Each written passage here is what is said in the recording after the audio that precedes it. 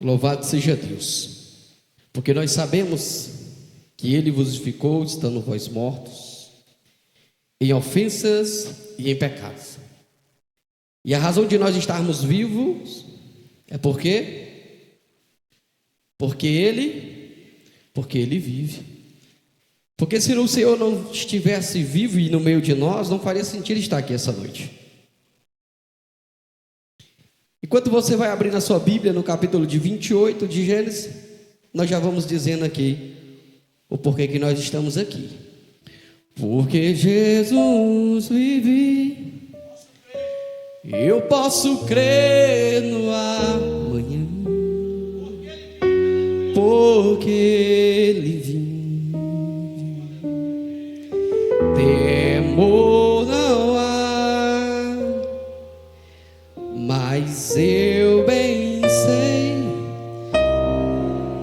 Nós sabemos, Senhor, que as nossas vidas, ela está em Tuas mãos, ó Pai. E a razão do Senhor estar vivo é por isso que nós estamos aqui, porque nós cremos assim, que vivas. Nunca esqueça, a palavra do Senhor, ela é bem clara. Eu deitei, dormi e acordei porque o Senhor me sustentou. Em paz me deitarei e dormirei, porque só Tu, Senhor, me faz habitar com segurança. Então, se nós estamos aqui essa noite, o único motivo é porque o nosso Deus, Ele vive e se faz presente nesse lugar. Porque nós não nos reunimos para adorar um Deus que está morto, um Deus que nada pode fazer. Mas nós temos a certeza e convicção que o nosso Deus, Ele está no controle de tudo e de todos. O tema que nós iremos abordar essa noite, ele é bem interessante. É um tema que já foi abordado nas outras sextas-feiras. Mas sempre quando eu vou trazer uma ministração, ou trazer um ensino, eu gosto sempre de enfatizar o tema. E o tema, ele diz: o voto de Jacó. Então, a nossa concentração hoje é dentro disso. Iremos chegar a um entendimento comum do que o que é isso, o porquê disso e para que isso. E por que aconteceu? Nada acontece em vão. Tudo acontece com um propósito, o acaso ele não existe. Deus está no controle de tudo e de todos. Nada foge da vontade de Deus, porque Ele está no controle. Tudo que nós fazemos, ou que ainda iremos fazer, Deus Ele sabe. E quando nós vamos falar do voto, como já foi até dito, o voto ele é algo bem específico. O voto ele é algo raro em meio do povo de Deus. Mas aí nós entendemos, mas por que disso? Por que é algo que nos envolve ao nosso Deus e ele se torna tão raro em nosso meio? Porque muitas das vezes as pessoas não por medo de fazer, mas por muitas das vezes pela fragilidade de não cumprir, prefere não entrar. Só que o voto não é algo para que você tenha medo, mas ele é algo de uma tamanha responsabilidade e que você deve fazer com direcionamento. Ora, jamais Deus colocaria em sua palavra uma armadilha para que nós viéssemos cair. Não. Mas o porquê disso? O voto ele entra no momento de nossas vidas, no momento específico, sim. Não é algo que eu fico fazendo aleatório, mas é algo em um momento de uma prova de fé. Então, quando nós vamos analisar a questão do voto que Jacó vai fazer, não foi algo à toa. Jacó faz algo específico, não é algo aleatório. Então, eu quero que você entenda uma coisa: o voto de Jacó foi direcionado a quem? A Deus. Muitas das vezes as pessoas nos dizem assim: me dê um voto de confiança. Mas ela não sabe se você vai cumprir ou não. E assim da mesma forma. Mas aquilo que nós fazemos diante de Deus, Deus ele sabe se eu vou cumprir ou se eu não vou cumprir. O voto ele é algo que é voluntário. O voto a Deus, ele faz o quê? Ele nos dá a oportunidade de chegarmos diante do Senhor em um momento específico de adoração, em um momento específico de nossas vidas, e nós, assim como recebemos promessa de Deus, até prometemos algo para o Senhor. E aí a Bíblia vai nos dizer o quê? Que tudo que ligares na terra é ligado no céu. Porque existe, eu sempre vou dizer nas minhas ministrações, o lado espiritual da coisa, que muitas das vezes a gente acaba desapercebido. Vemos as coisas apenas de uma forma natural. Então tudo que você vai fazer para Deus, Deus é um ser divino. Então tudo que você vai fazer, existe uma espiritualidade. Se você veio aqui essa noite por vir, você vai dar viagem. Se você não entendeu a espiritualidade de estar aqui essa noite no culto, você veio apenas da viagem. Porque até isso nós temos que entender. Qual o motivo de eu estar aqui? Qual o propósito de eu estar aqui? O voto ele não é diferente. Qual o motivo? Por que eu vou votar? Por que eu vou entrar nessa questão? Tá certo? O voto a Deus, promessas que expressam uma oferta de gratidão por algo que Ele concede. O pessoal traz essa conclusão, mas só que muitas das vezes as pessoas entendem o quê? Eu vou fazer um voto a Deus, e aí Deus vai me dar algo, e eu vou lá simplesmente e vou pagar o meu voto. Esse é o entendimento que as pessoas têm. Só que aí, meus amados irmãos, aqui acontece uma brecha muito grande para que as pessoas caiam numa coisa chamada barganha. E aí é que está o perigo da coisa. Porque que muitas das vezes as pessoas até votam ao Senhor e nada acontece, porque elas fizeram de uma forma errada. Ela fez o voto com a intenção errada. É mais ou menos assim: aquele homem estava na porta do templo, estava na hora da oração, ele estava no canto certo, na hora certa, mas a intenção dele era errada. Ele não queria entrar no templo para orar, ele não queria entrar no templo para adorar, ele queria que alguém desse um trocado para ele. Então, quando nós entendemos o sentido da coisa, que votar a Deus é simplesmente vir aqui: Senhor, se tu me derem uma casa, eu vou te dar isso. E aí você está barganhando, fazendo uma troca com Deus, e isso é muito perigoso. E é por isso que muitas das vezes as pessoas votam e não recebem, e muitas das vezes votam e não acontece. Jacó tinha algo específico. Jacó sabia o que estava fazendo. E o mais interessante é aquilo que Jacó promete para Deus. Uma coisa eu quero dizer para você: nunca prometa algo para uma pessoa que você não pode cumprir, muito menos para Deus. Porque assim, quando você promete, a pessoa se frustra por você não cumprir, você imagina como é que fica Deus quando você promete alguma coisa e não cumpre.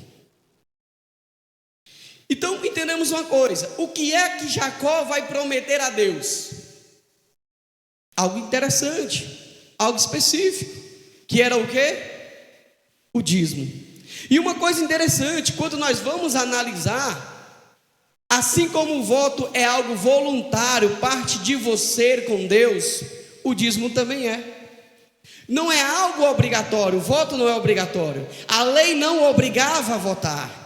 A lei também não obriga a pessoa a dar o dízimo, até porque o dízimo ele não está depois da lei, ele está antes da lei. Então Jacó sabia no que ele estava seguro. Jacó já sabia que Abraão tinha dado o dízimo, e ele sabia do que ele estava fazendo. Então ele está no tempo da graça. A graça estava em Deus, e a lei ainda nem estava perante os homens no tempo de Abraão. É por isso que nós vamos ver uma coisa: Sara acha graça de Deus no sentido de rir, e Abraão, ele acha a graça em Deus, a graça que Deus a revela para Abraão. É por isso que a Bíblia vai dizer que ele creu e isso foi lhe imputado por justiça. A graça de Deus, ela foi revelada a Abraão. Então a graça, ela já existia. Então está antes da lei.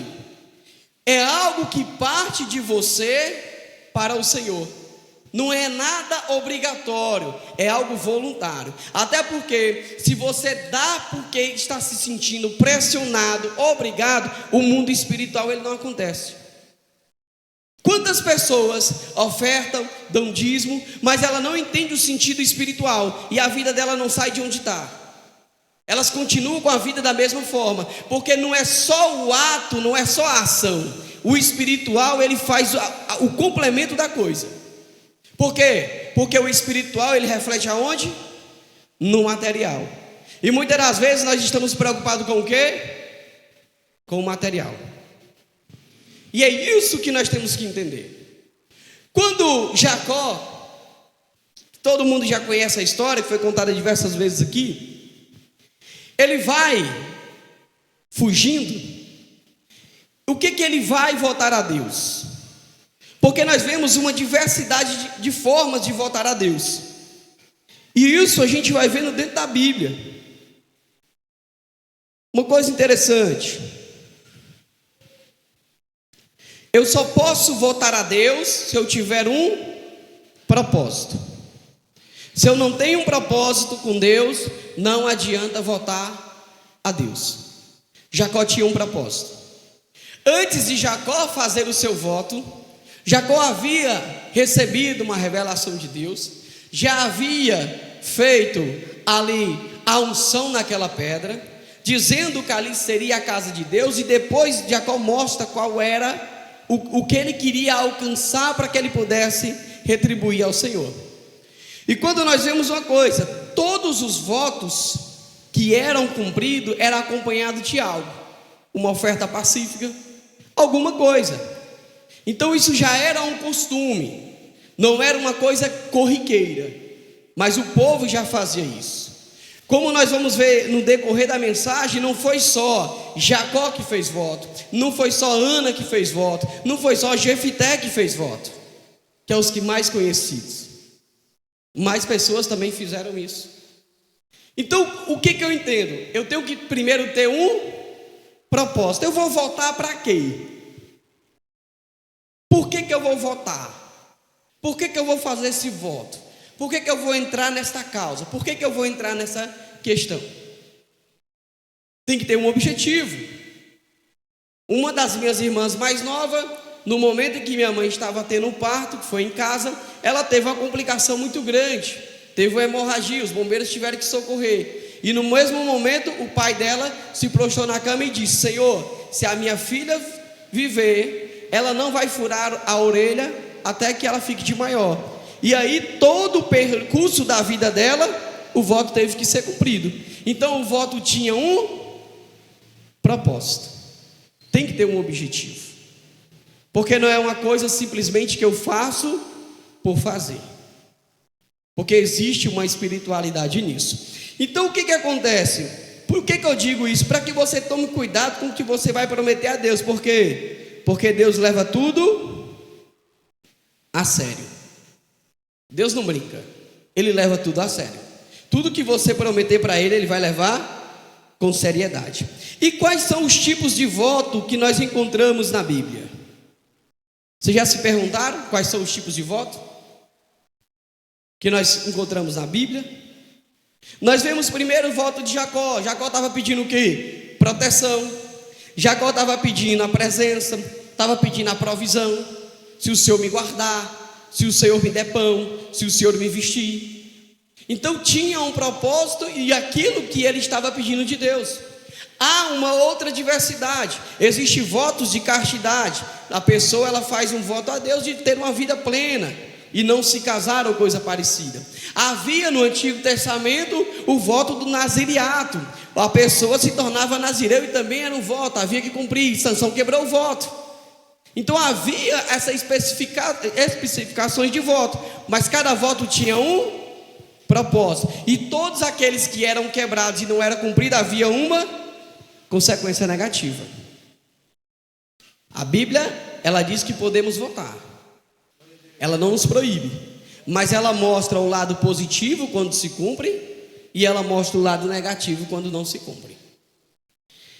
Outro tipo de voto que as pessoas costumeiramente fazem ou faziam, que era o abstinência. Eu vou passar um período sem fazer isso, sem comer isso ou coisa parecida. Só que isso caiu numa coisa corriqueira. Por quê? Porque isso cai dentro de uma consagração nossa. As pessoas se consagram, entra na questão do jejum. Eu vou fazer aqui um jejum, eu vou agora me abster daquilo que eu mais gosto, daquilo que eu mais quero, em busca ao Senhor. E outra coisa também é a abnegação da devoção a Deus. Eu vou deixar tudo que está em minha volta para servir a Deus e adorar ao Senhor. Então, qual é o teu objetivo do teu voto essa noite? Irmão, eu estou desempregado e eu quero pedir a Deus para que Deus abra a porta, e aí quando Ele abrir a porta eu vou ser fiel no dízimo. Ou seja, tem um propósito, e aí você vai cumprir aquilo que você prometeu. E se você não cumprir, haverá uma consequência. É uma coisa bem simples. Então é isso que nós vamos focar aqui, o entender o porquê do voto, e entender por que Jacó faz esse voto. E aí nós vamos ver dentro da Bíblia Deus cumprindo a sua palavra lá na frente, cumprindo o que Jacó pediu, e aí Jacó vai fazer o que Deus mandou, e ele vai cumprir o seu voto. Outro detalhe: quando nós formos votar ao Senhor, primeira coisa que nós devemos fazer é entender o seguinte: quando eu vou votar a Deus, eu tenho que estar perante o Senhor, não com a intenção só de pedir. Muitas das vezes nós não recebemos as coisas de Deus porque nós só queremos pedir ao Senhor. Quando Ana vai votar a Deus, ela pede para que viesse aliviar o seu sofrimento, mas aquilo que ela pedia voltaria para Deus. Quando Jefité vai votar, ele faz um voto meio arriscado, que quando alguém o primeiro que viesse ao seu encontro quando voltasse da guerra, e Deus cumpriu, Jefité volta livre da guerra, ele apresentaria em sacrifício ao Senhor. Há uma grande questão: Deus não recebe sacrifício humano, mas a sua filha foi sacrificada. Alguns acreditam que ela teve uma vida casta e outros pensam diferente. Eu não vou entrar nessa questão, mas eu quero que você entenda que sempre Deus cumpriu a sua parte. Sempre Deus cumpriu a sua parte. E agora não é diferente hoje. Deus não vai deixar de cumprir a parte dele, mas cabe a nós termos esse entendimento de que se nós voltarmos a Deus, Deus ele vai cumprir, e contra a resposta nós temos que cumprir aquilo que nós prometemos ao Senhor. E aí Jacó é bem específico: Senhor, eu só quero o quê? Eu só quero voltar em paz. Eu vim de uma confusão, eu estou fugitivo, eu só quero voltar em paz para a minha família. Mas aí eu preciso de minha provisão, eu preciso ter o que vestir, eu preciso voltar em paz e com vida. Então tudo que o Senhor me der, certamente eu vou devolver o que é teu, o que é o dízimo. E aí o que acontece? Ele volta todo o seu percurso, como nós sabemos, e acontece o que? Jacó está voltando para a sua família.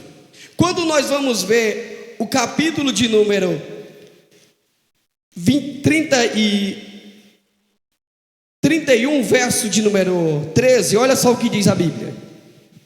Aqui ele já está lá com Labão, já está passando aquele período cuidando das coisas de Labão. Só que aí Deus vai dizer uma coisa para ele: eu sou o Deus de quem? De Betel. Porque ele estava sendo o quê? Enganado. Mas ele havia feito um voto a Deus. Lembra que ele paga um período em trabalho para casar com uma pessoa e acaba casando com outra. E aí ele passa esse período mais 7 anos para que pudesse casar com a pessoa que ele queria. O seu sogro, de certa forma, lhe enganou. Não é que ele estava recebendo na mesma moeda, é porque realmente ele foi enganado, estava sofrendo injustiça. Só que o que acontece? O versículo de número 13 vai dizer assim: eu sou o Deus de Betel, onde tem ungido uma coluna, onde me tem votado um voto. Levanta-te agora e sai dessa terra, e torna-te a terra da tua parentela. A partir desse momento aqui vai começar o propósito de Deus sobre a vida dele. Olha, eu sei o que tu tem passado, eu sei o que tu tem enfrentado, eu sei as injustiças que tu está sofrendo, mas tem uma coisa que eu não me esqueci. Eu me lembro muito bem daquele dia em que lá em Betel tu levantou a coluna, tu fez a unção e me votaste um voto. Que eu quero dizer para você, que por mais que você tenha votado a Deus e não aconteça no momento em que você espera, Deus, ele não esquece daquilo que você tem aliançado com ele, e ao seu tempo Deus, ele vai cumprir.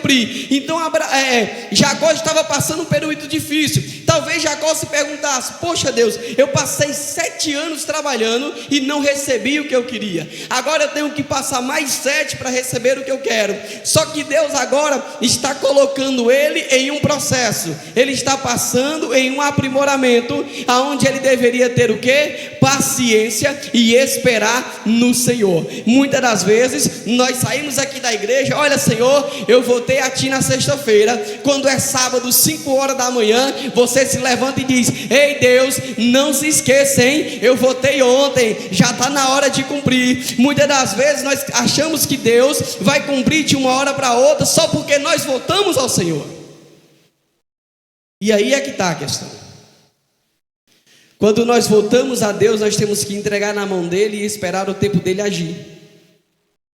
Jacó fica ali esperando o tempo do Senhor, mesmo trabalhando e vivendo as injustiças. E eu quero dizer para você, eu não sei se você está almejando algo na empresa onde você está querendo crescer e já tem votado a Deus e Deus não tem te respondido. Só espera no Senhor, porque no tempo certo Deus, ele vai prover. Deus, ele lembra Jacó: olha, eu sou aquele em que tu fizeste a aliança, então não te preocupa. Agora faz o seguinte: tu se levanta e vai para a terra que tu disse que ia. Olha uma coisa, quando Jacó faz o voto, ele não está voltando para casa, ele não está voltando para a família dele, para onde ele queria.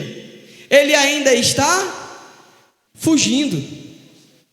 Muitas das vezes a gente lê o texto: não, Jacó disse, olha, Jacó fez o voto, queria voltar para a família, deu meia volta e voltou. Não, ele continuou ainda caminhando, ele continuou ainda fugindo, ele continuou ainda dentro de um processo. No tempo certo para que ele viesse voltar. E o que estava acontecendo? Deus estava trabalhando no coração de Esaú, para quando Jacó voltasse, Esaú não matasse ele. E é isso que muitas das vezes a gente não entende. Nós queremos galgar as coisas, mas Deus ainda está preparando o lugar, e ainda está nos preparando para nos colocar naquele lugar. E às vezes a gente não entende. E ele agora, Deus dá ordem para que ele volte. E aí ele vai voltar segundo a ordem que Deus havia lhe dado, porque Deus havia lhe dito para que ele viesse voltar para a sua parentela, para a sua família, porque Deus iria cumprir aquilo que ele tinha falado. Então, quando nós voltamos ao Senhor e nós andamos segundo a sua vontade, confiantemente e esperamos em Deus, ao seu tempo vai se cumprir. Porque que muitas pessoas acabam desistindo, fazem até voto ao Senhor e acabam desistindo no meio da caminhada. Por quê? Porque elas não tiveram paciência para esperar em Deus, ao seu tempo, as coisas acontecerem. Jacó teve que passar por esse processo. Jacó agora volta para a sua parentela. E nós vemos aqui um encontro interessante. Quando ele está voltando para a sua família, Deus agora vai ter um trato mais profundo com Jacó. Deus vai ter um trato mais profundo para que viesse se cumprir o que Deus havia aliançado com Jacó. Antes de Jacó chegar ao encontro dos seus irmãos, ele vai encontrar uma coisa chamada Val de Jaboque, ou Vale de Jaboque, ou em algumas traduções, o Rio de Jaboque. E é ali naquela travessia, naquele momento, em que Deus agora vai ter um momento mais íntimo com Jacó.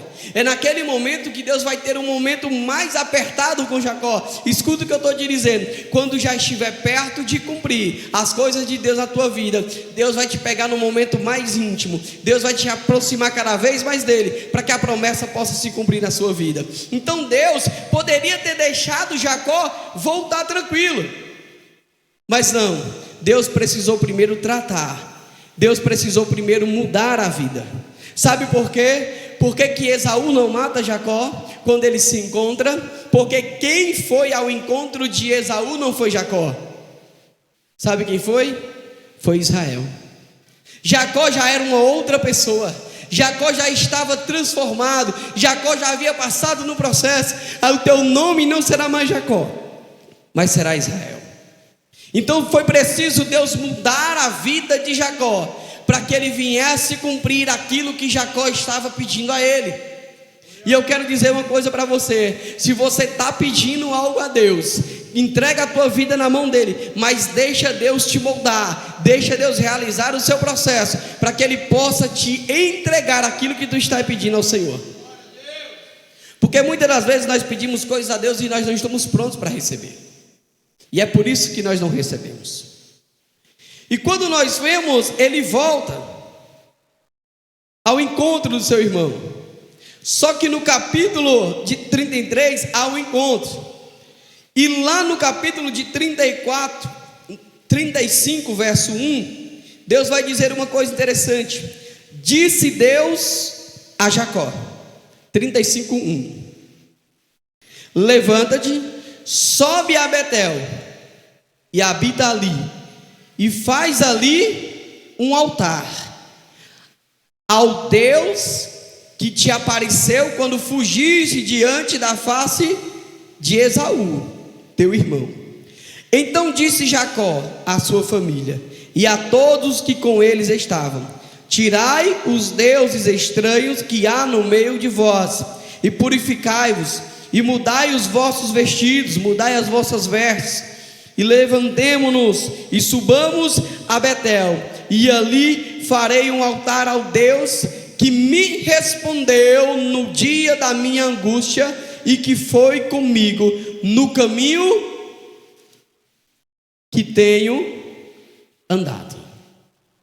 Olha só, o cumprimento de Deus. E agora Deus manda que Jacó volte lá a Betel, estabeleça um altar, para que viesse ser conhecido o quê? O Deus a qual havia cumprido a sua parte no voto.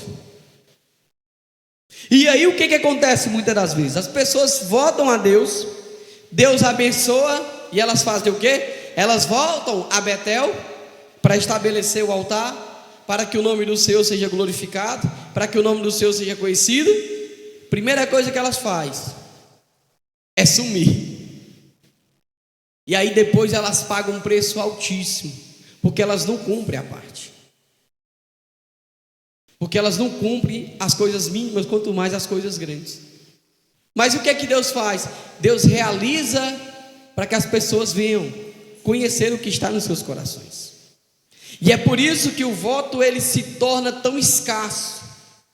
Porque quando as pessoas já votaram e não cumpriram, e não se arriscam mais. Por quê? Porque muitas pessoas já votam sabendo que não vai cumprir. Muitas pessoas já prometem as coisas a Deus sabendo que não vai dar. Por quê? Porque muitas das vezes vota a Deus sem direção. Vota a Deus por votar. Mas Jacó sabia o que ele estava fazendo. E Jacó já ouvia falar que Deus era Deus de quê? Deus de Abraão e Deus de Isaac.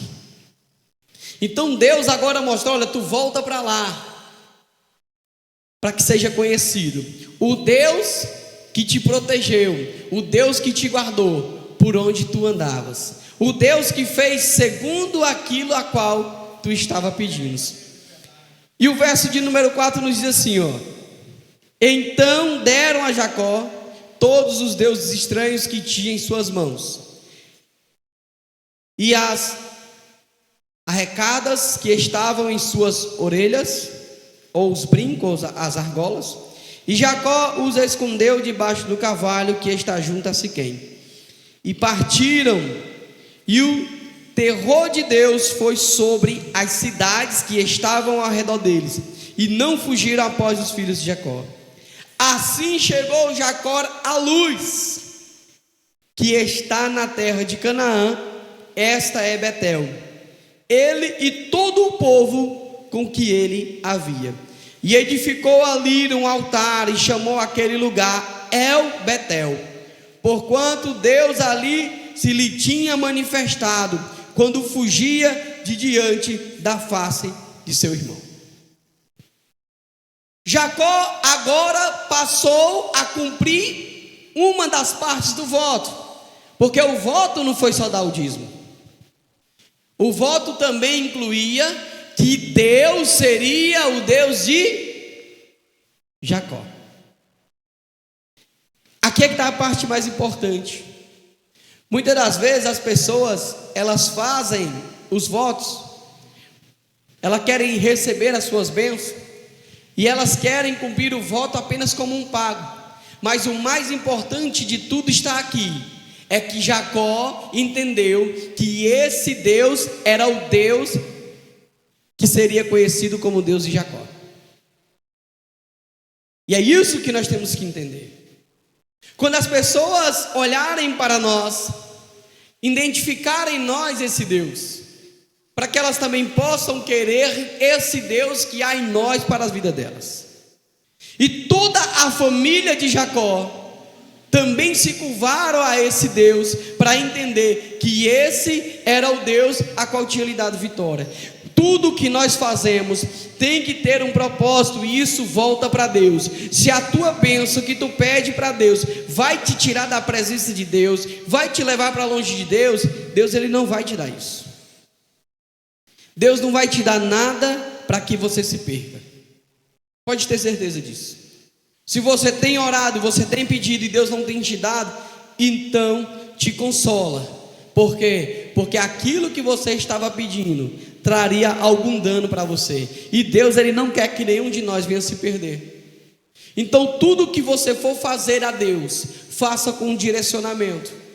E o nosso objetivo na campanha foi fazer você entender o seguinte: que o princípio da fidelidade a Deus, nos dízimos e nas ofertas, isso vai fazer você crescer na presença do Senhor, dentro de uma lógica, entendendo o seguinte: que não é só o ato do praticar, mas a espiritualidade da coisa. Quando nós vemos dois irmãos apresentando a Deus uma oferta ao Senhor, a diferença está não só na intenção de fazer, mas na espiritualidade da coisa. Porque Deus disse: se procederes bem, não haveria aceitação para ti.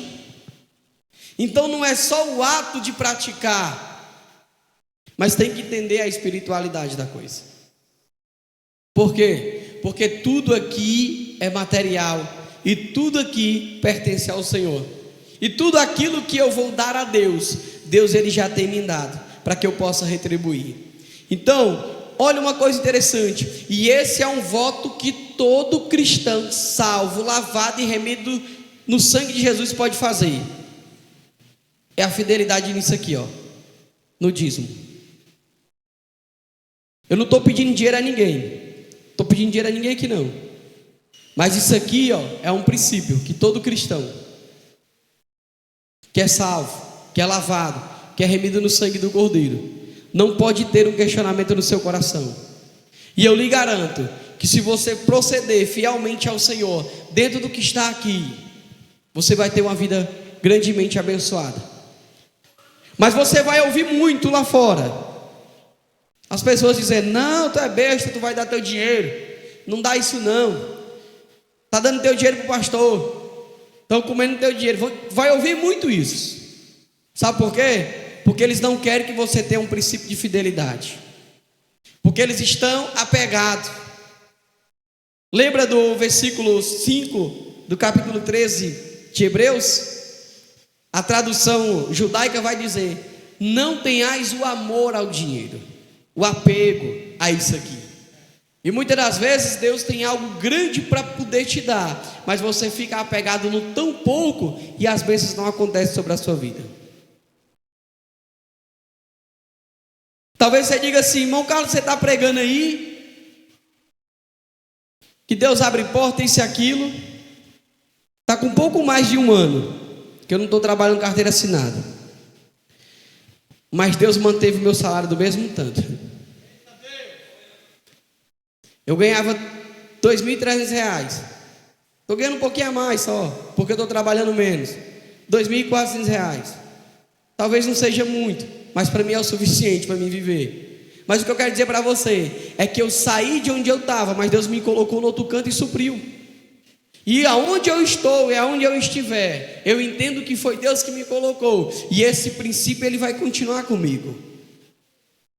E aí Deus ele vai prover, porque eu digo: Senhor Deus, o Senhor é que abre porta, o Senhor que fecha a porta, mas aonde o Senhor me colocar, certamente eu te darei o dízimo, certamente eu serei fiel a ti. Eu não poderia estar aqui em cima de uma forma leviana, pregando sobre uma coisa que eu não faria, pregando sobre uma coisa que eu não acredito. Mas o que eu quero dizer para você, se você proceder dessa forma, nunca vai faltar. Mas entendendo o princípio da espiritualidade, eu não dou o dízimo porque não é para faltar o pão, eu não dou o dízimo porque não é para me ficar doente para gastar dinheiro com farmácia, eu não dou o dízimo porque não é para me andar a pé, não. Pelo contrário, eu dou o dízimo porque eu sou grato a Deus, e eu entendi que tudo que o Senhor me deu, Ele pode dar cada vez mais, como Ele pode tirar tudo, porque tudo pertence ao Senhor. Então entenda isso. Esse é o propósito de você que é cristão, lavado e remido pelo sangue do Cordeiro. Entenda isso. Quer ter uma vida abençoada? Começa sendo fiel a Deus. Quer ter uma vida próspera? Começa sendo fiel a Deus. Reconhece primeiro a parte do Senhor, que Deus ele vai prover sobre a sua vida. E é isso que nós queremos que você entenda essa noite. Se eu for fiel a Deus, Deus ele vai permanecer fiel à sua palavra e cumprindo sobre a minha vida. Tem muita gente que se engana. Tem um hino que é muito, muito bonito, mas tem muita gente que se engana, que tu és fiel, Senhor, né? Mesmo ainda que eu não mereça, permanece assim, fiel ao Senhor, fiel a mim. Não, Deus não tem propósito com homem nenhum que esteja fora da sua palavra.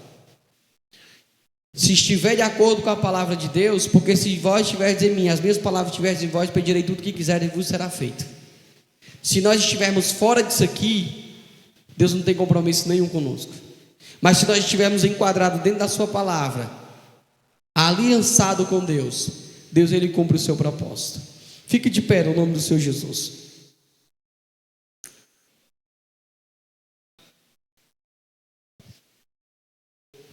Pronto. Eu pedi o grupo para vir para cá. Vou fazer uma pergunta ousada aqui mesmo.